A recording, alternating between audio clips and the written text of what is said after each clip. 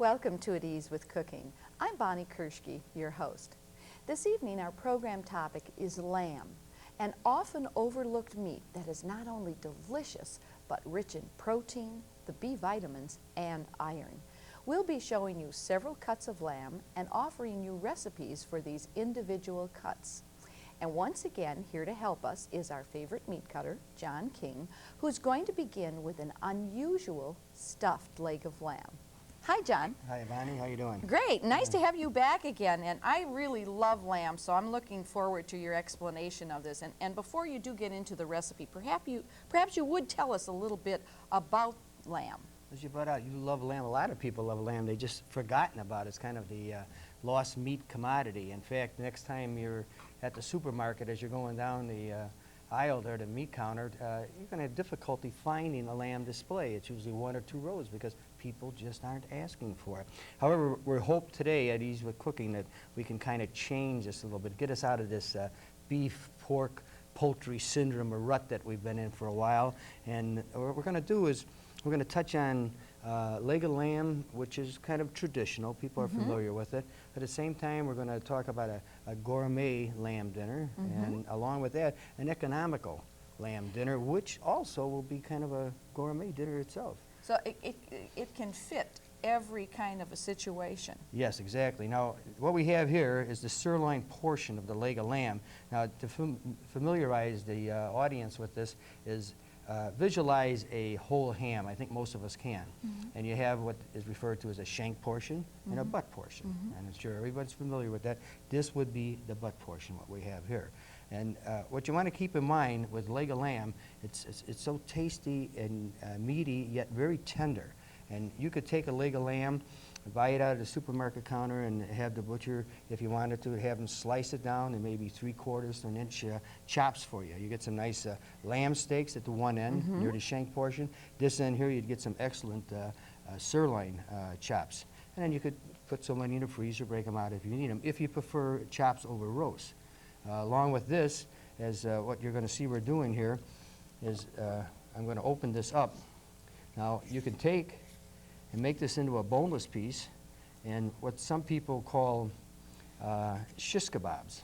Oh, you could sure. cut inch cubes out of this here. It would come out excellent. You got to keep in mind, there are kebabs, but you got to remember, beef is a beef kebab, pork is a pork kebab. When you say shish, that is a lamb kebab. A lamb kebab, right. But it's something else, you know, especially with when cold weather comes in and that, or not even cold weather, is you might want to turn around and just make a good bowl of lamb stew. I mean, it's been a long time, and it certainly is healthy for you. But what we're going to do here, and it can be very simply done at home, is we're just going to take out the one bone that's in here, and we're going to show you a stuffed leg of lamb. Now, this one small little portion here, I think anybody can take it off with a relatively sharp kitchen knife. Yes, it isn't a very large bone at all. No. I'm surprised. I would have thought it would be larger.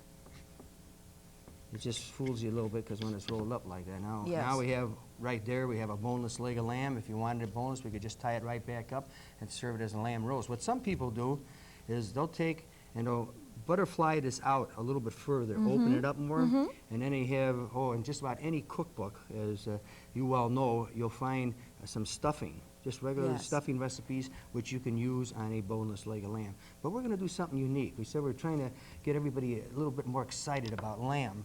And what I have here is, this is a old family tradition from a family I knew back away. And this piece of meat right here, you probably recognize, that's a pork tenderloin. And what I got is a whole pork tenderloin. And what I'm going to do is insert it in the cavity that we made here. And we're going to tie it in. Now, what this is going to do, this is going to enhance the flavor of the leg of lamb. It's good enough as it is, but it's going to make it have even more of a unique taste to it. So you've heard of different combinations of meat being put together, and this is one of the first time I ever heard of pork and lamb being mixed together. Tried it, and it is excellent. Now, as I'm tying this up, getting it ready to go into the oven, maybe you could kind of explain what the people are going to do with it after this. Or? Yes, they're going to want to put this in a 325-degree oven and cook it 35 minutes per pound. And you want to be sure that you really do cook this thoroughly, because it does have the pork on the inside. And I would suggest that you check with your cookbook and find out exactly what the temperature should be for cooking the internal temperature when you're cooking it with a thermometer for the pork, because the pork is in the inside, so that is going to, you really want to be sure that this is thoroughly cooked with the pork in there. And if you don't have a thermometer, you might want to just cut it in half just to be sure that it is cooked thoroughly before you do serve it. I happen to have one of these little thermometers, and I don't know if you can see it. It's one that you can put in your meat while it's cooking. You just take it out of the oven, you insert the thermometer, and it will register very quickly. You remove it because you don't want to leave this one in the oven. I don't think our household should leave without one. Yes, this is really wonderful because it does give you all the temperatures, and then you can get the internal temperature. We don't have to worry about this one having bone in it, but you do have to be worried with any thermometer that you don't get it touching the fat or the bone, or you won't really get an accurate reading. You know your meat thermometers, I can see that. Well, this one I truly love. By the way, this is about a 3.5 to 4 pound roast, boneless. So being that it's boneless as is, you figure roughly a half a pound per person. You should figure that just about at any boneless meat. But take like a whole leg of lamb with the bone in, which is usually traditional around the holidays, and that has, like I said, that has the bone in. You figure, because you want to have an ample amount, figure 3/4 of a pound to a pound a person with the bone in. Half a pound on boneless meat. Now you notice what I did here though. I ran one string lengthwise, and the purpose is just to kind of keep that pork tenderloin inside. Yes, to keep that pork tenderloin in there. Now, I wonder how that looks once it's cooked. Oh, here's how it looks once it's cooked. Let's see. Maybe we should carve a few slices on it. That would be terrific. Now, I'm not sure if, you know, with the string, you always want to get that out of the way. You don't want to get that caught in between your teeth, so we'll take that off first. You see, you got an appetizing looking plate there ready for it. Yes, we just have a little garnish with it of some spiced apple rings and some fresh parsley, just to show off our stuffed lamb. Just another thought here too is what you've done wisely here is you let this cool just a little bit before, and let's see what we can before do. carving it, it will. Those juices will send. See why it was important. Oh, sure. Oh, beautiful. So you can. It's going to fall a little bit because you got the pork tenderloin in the center. Right. But she's still blended pretty much together there. Yes, it's now, beautiful. If it serves this well like this, what we're going to end up with every serving, you'll have a little lamb and a little pork going on each plate. Oh, yeah, it's just gorgeous. Let's see if we can take that. Oh yes, you can see the tenderloin it's right done, in done there. Perfect. When the pork is creamy white like that. Oops. Oh, looks great. Look at how beautiful. Notice that it's because the pork kind of blends in with. Yes, you're really going to have a surprise if you don't know that this stuffed leg of lamb has that pork tenderloin in there. So if you have this for your guests, they're going to wonder when they bite into that's a little bit different tasting. And that was the whole idea, like you say, is to get you interested in it again. And at the same time, did you see any difficulty in that? And what's the name of your program again? At Ease with Cooking. Okay. It makes it really easy. Yeah, we'll get one more slice off of here. Great. Oh, it looks just beautiful. It looks like the pork tenderloin is just part of the leg, doesn't it? Yes, it does. Except there's no bone in there, which is really wonderful. Thanks for that recipe, John.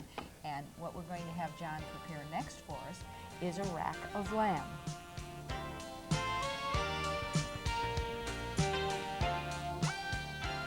John, I always think of rack of lamb as being really very gourmet, but this is really a very simple recipe, isn't it? Yes, it is.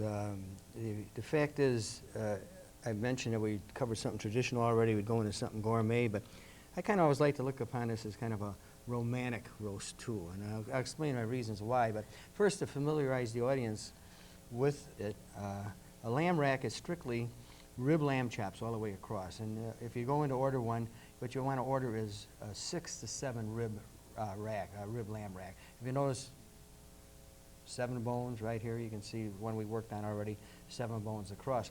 Now, if we're probably looking and say, well, I recognize that piece of meat from someplace. Well, I'm sure we all have had prime rib roast at one time. This is exactly like the beef prime rib roast, only it's the lamb rib roast section. And you can imagine, you just think about the last prime rib you had, how tender it was. Just think of this lamb, how tender this is going to be. But again, I brought out something maybe a little romantic too, because this is really for a special occasion. Say the first anniversary, 5th, 10th, 25th wedding anniversary, all right? Maybe that promotion that her husband got at work, or just something special. And it's usually, you could serve 3 people off one, but it's ideal for just 2 people having a nice quiet evening alone together, and it works out good. We will expound a little bit on it though, where maybe if you want to share with 4 couples, or I mean another couple, then this would work out too, and we'll show you that in a little while. Right. But first, let me show you how we kind of prepared this and what to watch for. You notice we had the rib section showing there, and you could do this right at home. You wouldn't have to have it done at the shop, and in fact, they might even charge you extra to have it done. But if you notice, we're just cutting across, and I came right up to where the eye's at, just taking off the tail portion, although you could leave this on for the rack. But you'll see how we're going to kind of change this around to another cut of meat very shortly. Now this, sometimes people will have that ground and put in as a little ground lamb or something, but you really haven't got that much from it. And I'm just lamb patty. right, something like that. And you notice I'm just cutting in between each bone. We brought out there were 7 of them there, and you get what some people refer to this as a French chop, because it gives you a little handle on the rib lamb chop, and you can. And we're going to really dress it up after it's cooked. Without a doubt. Here, we just about got it. I want to show you one thing here which would be important, though, why you're purchasing it at the shop, and I see no reason why they won't do that for you. And it's to help you carving it later. Now, if you're going to serve it as a lamb rack, as this here, just with a couple of people, now, you have them chop the bone at the bottom like this. Now, you notice the way I chop this here, it's in between each rib. Oh, certainly, right? yes. And the bottom bone is cracked, and that way when it comes time to serve it, and we're going to cut, which we'll see later, we'll be able to cut in between each rib and serve an individual chop. Each one will have its own little bone. Right. In fact, you could even make what they refer to as the double lamb chop and just give them 2 ribs like that. I see. Which is a healthy portion. But now what we're going to be doing, though, is we're going to change this here, and we said we kind of would expound upon it a little bit. If you notice, I have 2 pieces here. And this one here, we crack the bone this way.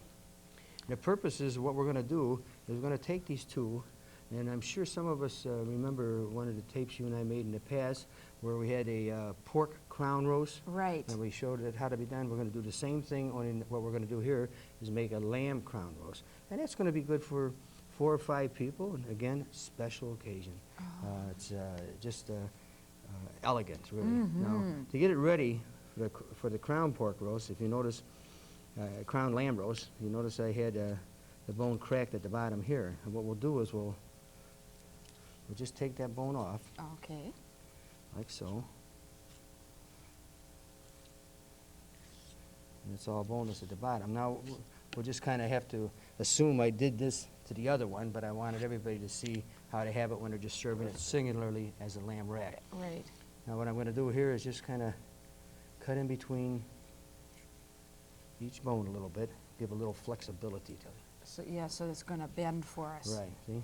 We got it Oh, going. beautiful, all right? beautiful. And now what we're going to do here, because this has been cracked as such, it's still got enough flexibility. But it'd have sure. more if I had it done the other way. Yes. Now, can you I see think that we get the idea, though, but she's- it's great to show it. So we had it the way it was supposed to be done for the Right. rack of lamb. Yeah, and it's of the utmost importance, as you will see when we have a prepared rack of lamb and we slice it in just a little while here. Can I Yeah, hold why that don't you- for you? Just so we get that a little bit faster. And we kind of form it. Form it around there. I put one at the bottom there. Mm-hmm. I guess I brought out it'd be just a little bit more flexible if we had the bone off on the On other the one. other ones, Mhm. yes. We get the idea, But though. Now, you remember what I told you about that ground lamb that we had earlier? Yes. See what some people would do with it then, they'd grind it and put it right in the center of the roaster. Oh, sure. Or you could even put any kind of a stuffing that you would like, Yes. dressing that you would like in there. And if you don't do that, after you've prepared it, you can put your vegetables in there. It's a nice little container Exactly. for your vegetables, and you can cut it at the table into the individual chops, and it'll be quite spectacular. But the only thing you forgot was the candlelight now. Don't forget the Well, we candlelight. just assumed we already had that. Let's assume we had. I mean, we could tell them to turn down the lights in the studio now. We're serving the lamb, but we know this wouldn't be good in the TV studio. But let's assume, though, that you've cooked this lamb rack now, and if we already had one done, we probably could show how to cut one. You wouldn't happen to have a... Well, I happen to have a rack of lamb down here, and we're going to move this all just down just a little bit. By the way, how did you cook that? What we did with this was we took a clove of garlic and we cut it in half, and we rubbed all over the lamb, give it a faint, wonderful little tint of garlic, and then we took some salt and we rubbed that in as well. And then we covered the bones here with some aluminum foil so that they wouldn't scorch while it was baking. And we baked that at 325 degrees for 35 minutes per pound. And there again, we tested that with our internal temperature, to see that it was done. You can't eat the lamb medium to well, and when it's a little bit pink or well done. And then you're going to take that and carve that for us, and we're going to bring up a plate, and we're going to take those little pieces of aluminum foil off, and we're going to put on these little paper frills that are going to really make it very, very festive. This worked well with this foil. Yes, it the bones did. are clear as can be. And again, like I say, it's you can see where in a moment here how this is gonna. See, this was done for also like for the crown roast. I see. Okay. So we're just assuming that again that they've been chopped between each bone. And what we'll do is we'll just take this off.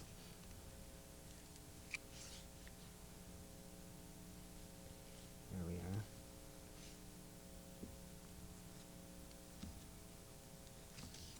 Beautiful. Now, when we were cooking the crown roast, what we did is we put that aluminum foil on the tips as well. And if you were putting a dressing in the center, you would bake that upright. If you were not going to have a dressing in it, you could eliminate the aluminum foil tips, and you could bake it upside down. So let's see now. That's it.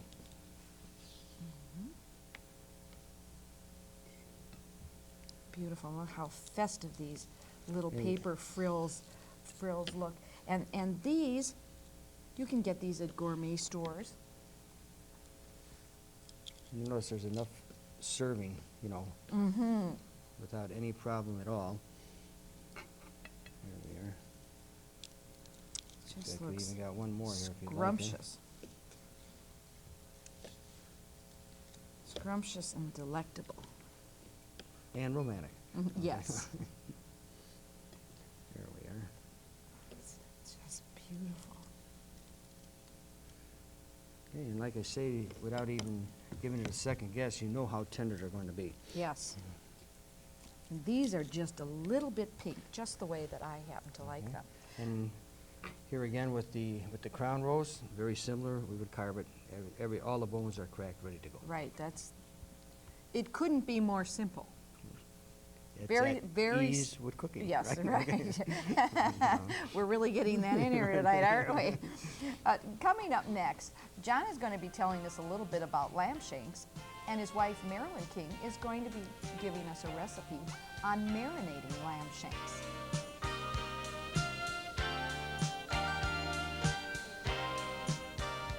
Lamb shanks, that's a little bit different idea for a dinner. Why don't you tell us what the lamb shanks are, John?